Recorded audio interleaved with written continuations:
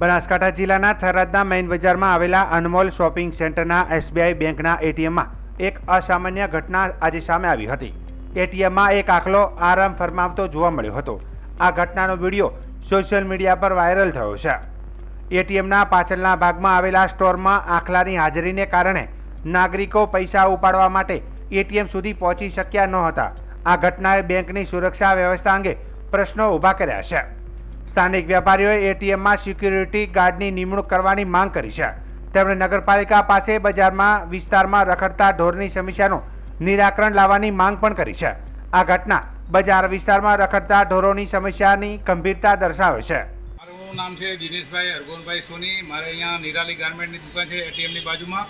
અહીંયા રાતે વરસાદના કારણે અંદર આખલો અંદર આવીને બેઠો છે. અંદર શોર્ટ સર્કિટ થાય એટીએમની અંદર અને અમારે આખા શોપિંગને નુકસાન થયું છે. તો અહીંયા સિક્યુરિટી આપવા એસબીઆઈને વિનંતી.